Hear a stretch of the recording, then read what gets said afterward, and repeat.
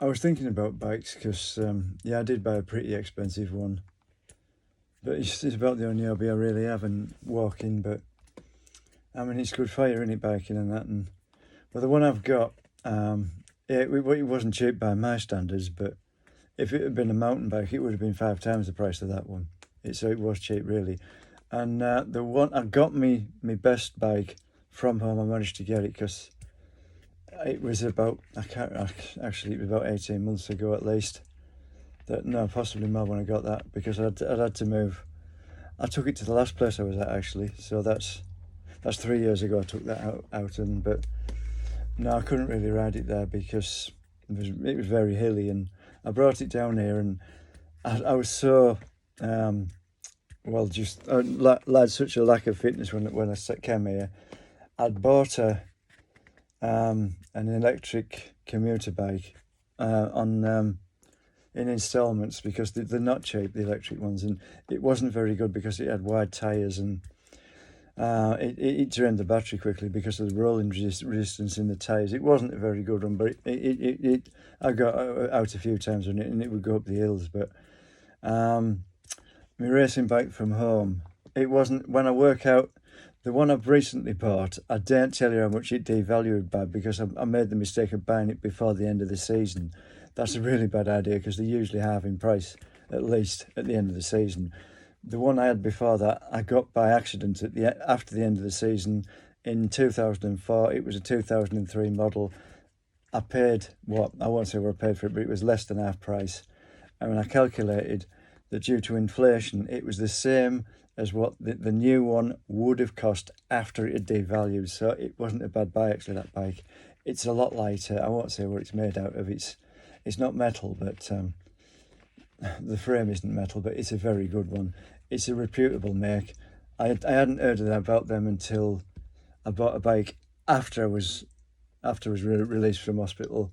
Sure, as soon as I could afford one after my accident, and there was one of those in, but it wasn't Reynolds tubing, so I bought my bike that I had then, and I found out recently that that one was actually mountain bike tubing, and it possibly wouldn't have been much lighter than the other one, but that one I gave up with it because they said you just can't get the bearing races for the bottom bracket anymore. But I could have fitted a sealed bottom bracket, but there again, that shop that was a while ago.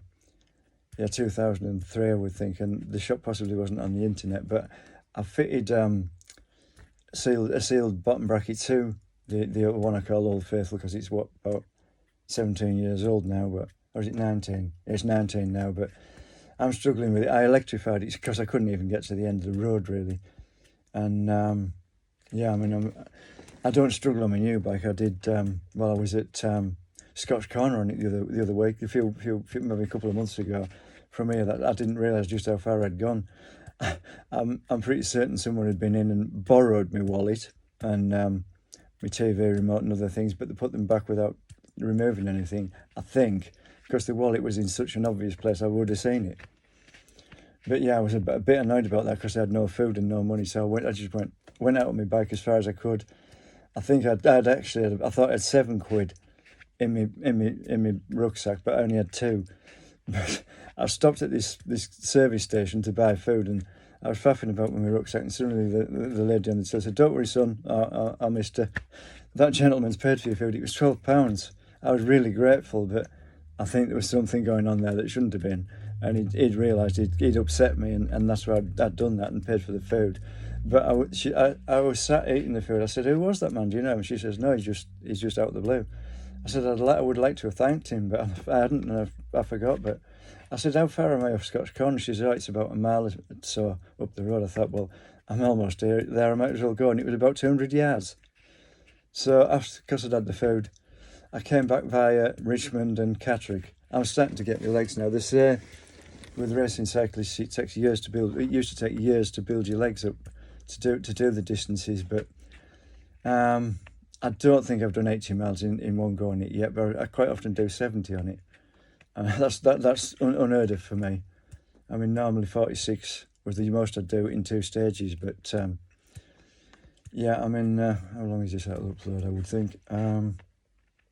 Yeah, I thought I might as well just finish it off, and I was saying to somebody, yeah, I'm starting to get the legs now because I was there was another day I'd been out on it, and I was somewhere near Bedale, Catterick, and I was lost because I got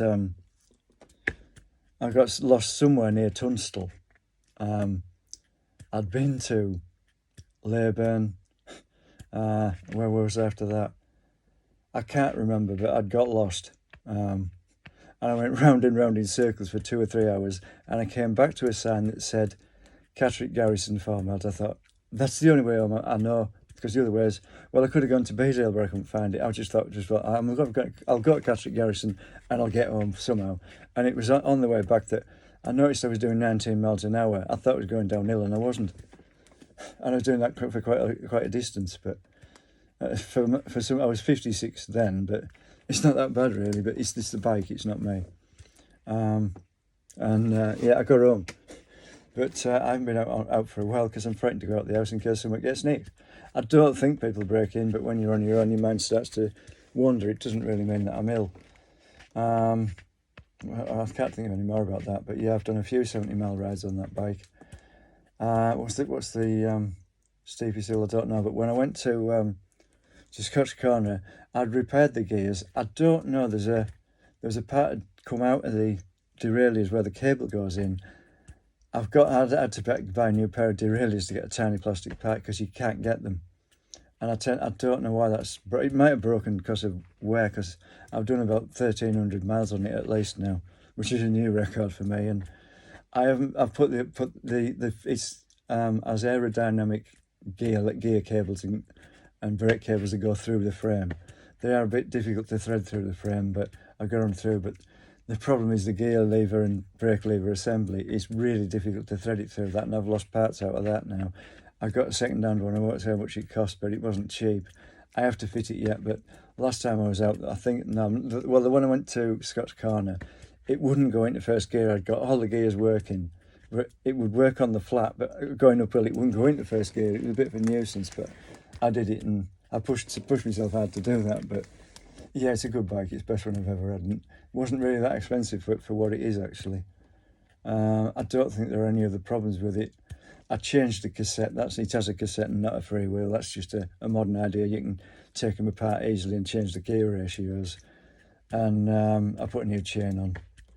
I have an electric bike, another one. I'm thinking about, well, I have two almost complete, and I'm thinking about making an electric lightweight quadricycle because it's cheaper to run than a car.